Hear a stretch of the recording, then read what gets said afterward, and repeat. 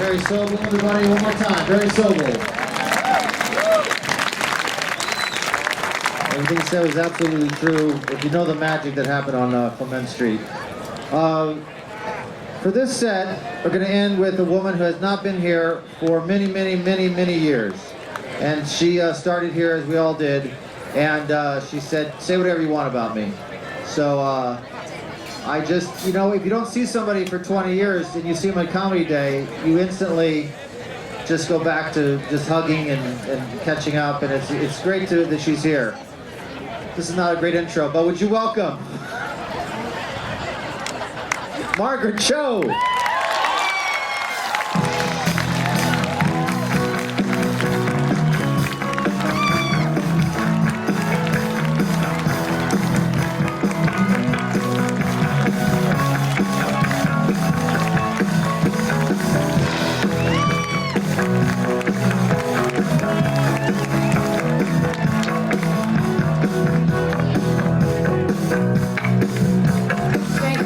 Thank you for adjusting the microphone. Hi.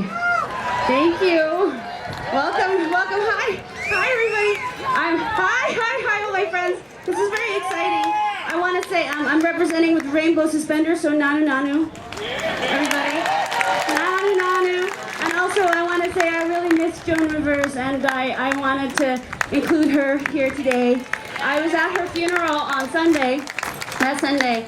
And so now there's all these pictures. There's pictures of me in Us Weekly. Don't buy it, but you have to see the picture. It's so demented. It's me at the funeral, and I look so fucking crazy. I'm like, you just get it. I look like I'm really happy, but I'm not. I'm actually really destroyed, and I don't really know exactly what to do. You know, like what the world looks like without her, and it's a really sad thing. But I was at the funeral, and everybody was crying. I was at the temple in New York, and everybody's like sobbing, and there's thousands of people there, and Howard Stern gets on the pulpit and he says, he's crying too, and he's trying to choke back tears, and that's really sad to see Howard Stern crying. And he's choking back tears, and he says, Joan Rivers had such a dry pussy.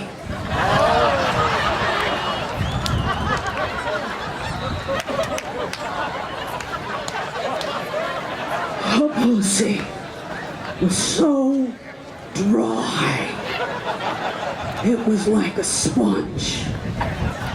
And when she would get in the bathtub, all the water would get absorbed up in there. Like whoosh. And Joan used to say, if Whitney Houston had as dry a pussy as Joan, she would still be alive today.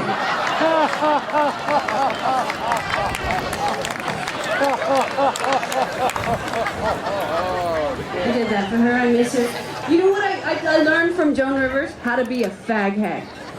That is what I fucking learned. She was the ultimate. I'm a fag hag.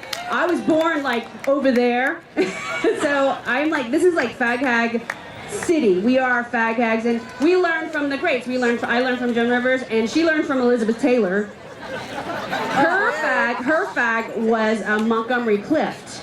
And Montgomery Clift and Elizabeth Taylor were really close, and there was one night they got really drunk in the 1950s, and they were leaving a dinner party separately, and Montgomery Clift got in a terrible car accident, and he was thrown into the street, and Elizabeth Taylor went running down, and she saw Montgomery Clift bleeding in the street, and she took her hand and shoved it down his throat and pulled out teeth that had been lodged in his throat, actually saving his life. That is what a fag hag will do for you, okay?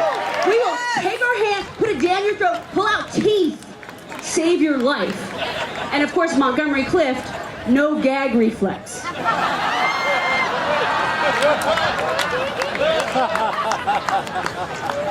But Joan Rivers, she was also an incredible fag hag. 3 years ago, Joan Rivers, her gay husband, Tommy Corcoran, died. And she was in a lot of pain about it. Can you imagine if your gay husband died? She was so sad, and just recently she was invited with Deborah Norville to the White House, not to the White House, the Buckingham Palace, much better. They're at Buckingham Palace, And the royal family's there, and they're hosting this gala for Joan Rivers and Deborah Norville. And the royal family like walk into another room, and Joan tells Deborah, "Block my view." And then she starts pulling a bag of ashes out of her handbag and dumping them into one of the priceless Ming vases in Buckingham Palace. And she's going, "Tommy, we're in Buckingham Palace. You can't believe it here."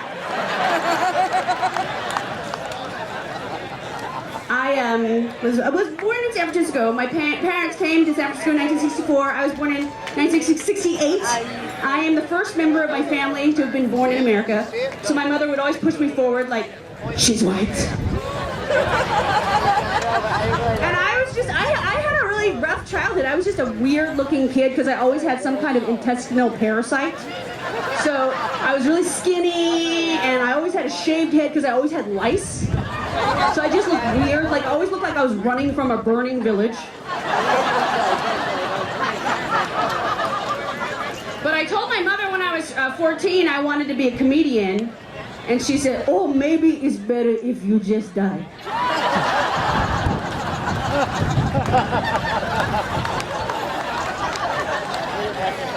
She's really into it now. She loves it. She tries to stay current, you know, she tries to stay like on current events, and I was trying to like keep my mother like fit, like we're twerking. My mom and I are twerking. We're doing it. We're twerking a lot. I really enjoy it. I showed my mother the video of Miley Cyrus twerking, and she was hooked. She saw that and she said, "Oh, she's shaking out all of her luck." But okay, I have 1 minute left. I'm gonna do a little twerking for you. Don't get freaked out. I'm gonna show you. Well, this is like, okay, I'm really tattooed. So this is not really even a joke, but I'm just gonna do that. They have no setup. Here comes Dan Dion with the phone. Please be kind. Go back there and shoot. Take the camera really far and shoot, because of that, I'm gonna just, okay, I apologize in advance for my hairy asshole. Watch your eyes. Watch your eyes, people. Sorry, sign language. Sorry, sign language. Okay, a lot of tattoos. Can you see them? Oh, hi. Hey, Taylor Brody's taking a picture from the front. Okay, do you see that? So I have these tattoos on my ass, and I told the artist, I said, okay, don't put the nose too close to my hole, because my body is not a joke, people. Yeah! Right, you see like why I did this is two faces of women, their faces here.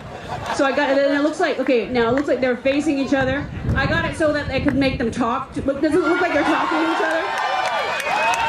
They're like the Real Housewives of my ass.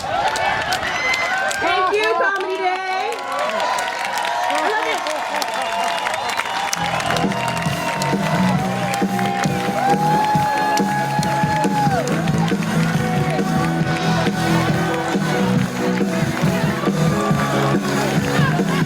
Margaret Cho.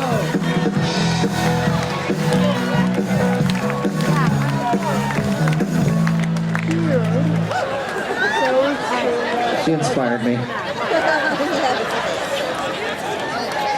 So, before I relinquish my time here as host, I want to thank you for having me as the